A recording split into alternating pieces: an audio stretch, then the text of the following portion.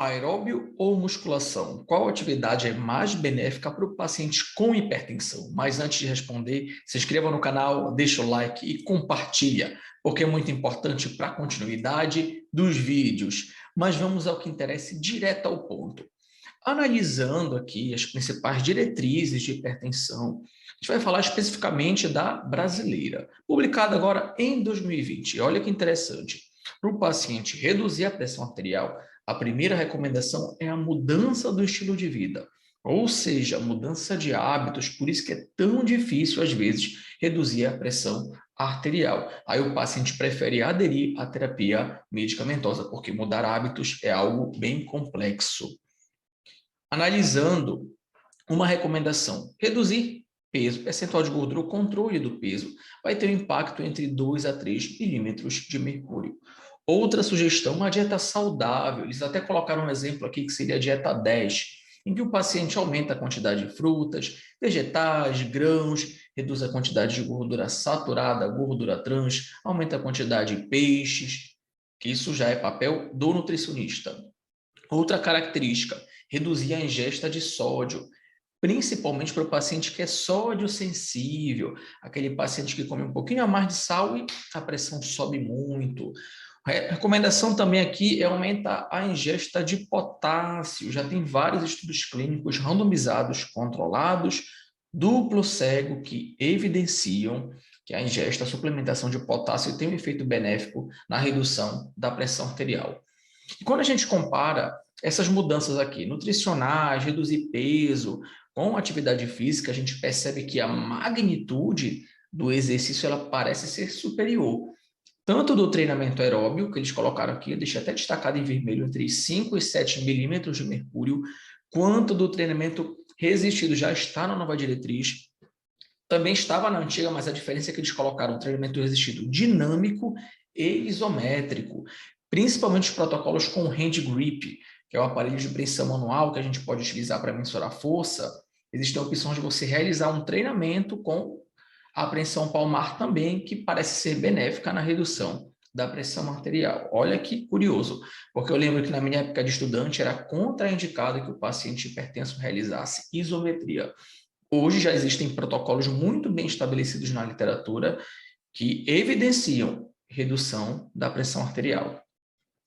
Por fim, não menos importante, reduzir a ingesta do álcool. Então, a galera da birita tem que ficar ligada, porque quando você reduz a quantidade do álcool, isso gera um impacto expressivo e clinicamente importante, entre 4 a 5 milímetros de mercúrio.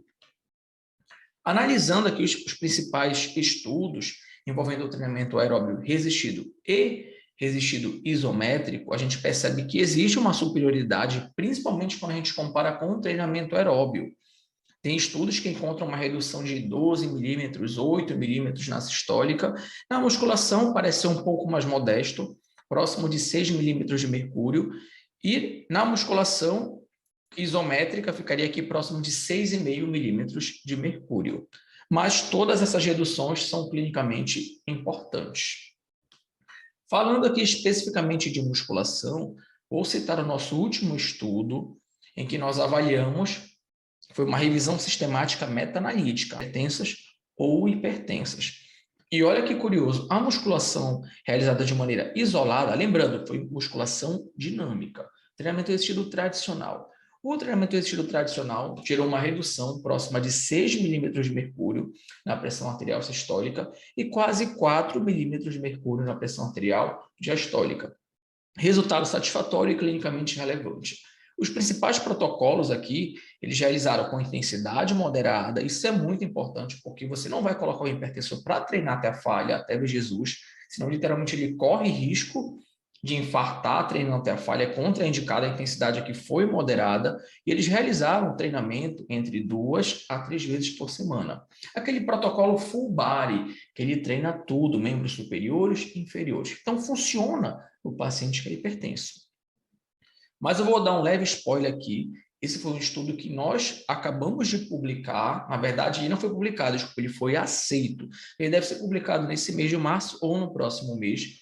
Mas olha que interessante, nós avaliamos a responsividade das pessoas com hipertensão que realizaram treinamento aeróbio e resistido. em um modelo que a gente chama de crossover, modelo cruzado. A pessoa realizava o treinamento aeróbico cronicamente e depois o treinamento resistido ou vice-versa, porque isso foi aleatório, isso é randômico, um sorteio. A gente queria saber se aquela pessoa que respondia ao treinamento aeróbio, ela poderia ser responsiva ao treinamento resistido. Olha que pergunta interessante, para que nós possamos ter uma conduta mais científica na escolha do tipo de exercício.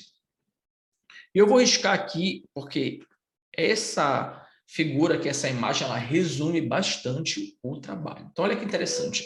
Para um paciente ter uma redução clinicamente relevante, tá? A gente calcula o MCID. Ele teria que ter uma redução aqui, abaixo de 10,9 milímetros de mercúrio. Esse paciente não teve essa redução, olha quanto que ele reduziu. Ele reduziu menos, ficou próximo aqui de 7, 8 milímetros de mercúrio. Então, ele não foi responsivo para o treinamento aeróbico, é o AT, Aerobic Training. Mas ele foi, tá, responsivo ao treinamento resistido. Ele reduziu próximo aqui de 11 milímetros de mercúrio. Vocês conseguem perceber isso? Ou seja, talvez para ele a atividade aeróbica não seja a melhor intervenção, talvez. Porque essa pesquisa ela deixa, na verdade, mais perguntas do que respostas. Já o paciente número 12, ele foi responsivo para o treinamento aeróbico. Olha o quanto que ele reduziu. Ele reduziu abaixo do MCID, que seria 10,9 milímetros de mercúrio. Mas para o treinamento resistido ele já não foi responsivo. A magnitude foi bem abaixo, tá, do esperado. O paciente número 3 não foi responsivo para o treinamento aeróbio nem para o treinamento resistido. Já o paciente número 4, responsivo para o treinamento aeróbio e também responsivo para o treinamento resistido. Respondeu para as duas intervenções. Nem todo mundo vai ser responsivo para o aeróbio e para o resistido, e nem todo mundo vai ser responsivo apenas para o aeróbio ou apenas para o resistido. Você vai ter que testar. Por isso que muitos autores recomendam, preconizam um treinamento combinado, porque quando ele realiza o treinamento combinado, ele consegue maximizar as adaptações induzidas pelas duas intervenções. Por isso que a gente consegue, às vezes, encontrar maior hipotensão quando você combina as atividades. Agora, lógico, você vai ter que avaliar o histórico do seu paciente, a aderência, se ele tem uma experiência prévia, se ele prefere aeróbio ou musculação, mas em muitas situações o treinamento combinado parece ser a melhor opção. Galera, se vocês tiverem dúvidas, coloquem aí nos comentários. Eu espero ter ajudado com essa dica. Lembrando, resumo, as duas intervenções funcionam, aeróbio e musculação. Se possível, faça combinado. Aquele abraço e até a próxima.